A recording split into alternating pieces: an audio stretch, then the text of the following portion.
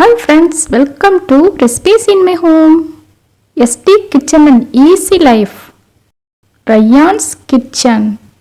My Mom's Recipes. Made in Canada Food and Vlog. Kettle and Crafts. Yasmin Arts. Mike's Kitchen. Sweet Fillings. Amuhanna Recipes. Rafanda Kitchen. Yasmin Food Court. Mumtazka Kitchen. Sahir Khatija Channel. Bibo's Kitchen and Living. And all friends, thank you so much for your support. சுவரொட்டி gravy இது எப்படி செய்யுதுன்னு பார்க்கலாம். உடம்புல ரத்தம் கம்மியாக இருக்கிறவங்க அடிக்கடி இதை செய்து சாப்பிட்ணுங்க.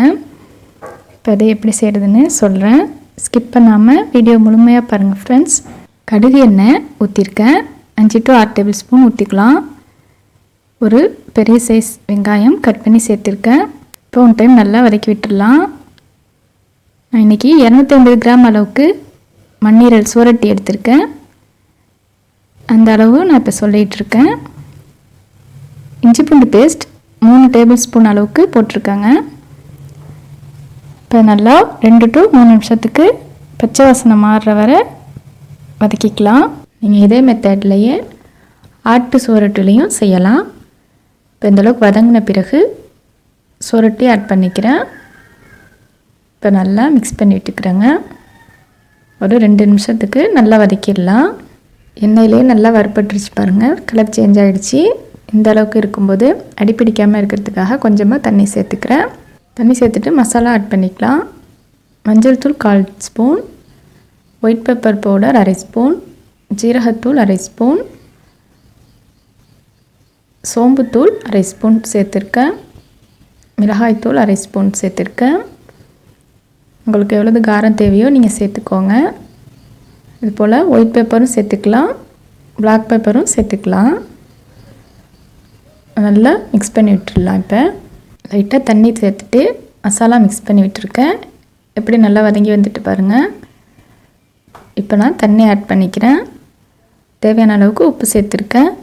நல்லா மிக்ஸ் பண்ணி விட்டுக்கிறேன். அதுபோல் புதினா இலைகள் ஒரு கைப்பிடி அளவுக்கு சேர்த்துக்கோங்க. நல்லா வாசனையாக இருக்கும். கவுச்சி ஸ்மெல்லே இருக்காதுங்க. நல்லாயிருக்கும் கிரேவி. இப்போ தண்ணி தேவையான அளவுக்கு சேர்த்துக்கிறேன். வேகிறதுக்கு கொஞ்சம் டைம் எடுக்கும். இப்போ குக்கரை மூடி விசில் போட்டு ஒரு 15 நிமிஷத்துக்கு லோ ஃப்ளேம்லேயே வேக வச்சுக்க போகிறேன். இப்போ ஓப்பன் பண்ணிட்டேன் ஃப்ரெண்ட்ஸ். பாருங்கள் நல்லா வெந்து வந்துடுச்சு. இட்லி, தோசை, இடியாப்பம், கீ ரைஸ் எல்லாத்துக்குமே சைடிஷாக சாப்பிட்லாம். ரொம்ப டேஸ்டியாக இருக்கும், ரொம்ப ஹெல்த்தி. நீங்களும் இதே மெத்தடில் செஞ்சு பாருங்கள். எப்படி வந்துச்சுன்னு எனக்கு மறக்காமல் கமெண்ட்ஸ் பண்ணுங்கள் ஃப்ரெண்ட்ஸ். இந்த வீடியோ பிடிச்சிருந்துச்சின்னா லைக் பண்ணுங்கள். இன்னுமே நம்ம சேனலை சப்ஸ்கிரைப் பண்ணாமல் பார்த்துக்கிட்டு இருக்கீங்கன்னா சப்ஸ்கிரைப் பண்ணிக்கோங்க. பக்கத்தில் உள்ள பெல் ஐக்கன் கிளிக் பண்ணி ஆல் கொடுத்து வச்சுக்கோங்க. இப்போ தான் அடுத்தடுத்து போடுற புது வீடியோக்கள் உடனுக்குடன் உங்களுக்கு நோட்டிஃபிகேஷனாக வந்து சேரும். தேங்க்ஸ் ஃபார் வாட்சிங் ஃப்ரெண்ட்ஸ். சப்ஸ்கிரைப் பண்ணுங்கள். பக்கத்தில் உள்ள பெல் ஐக்கான் கிளிக் பண்ணுங்கள். நன்றி.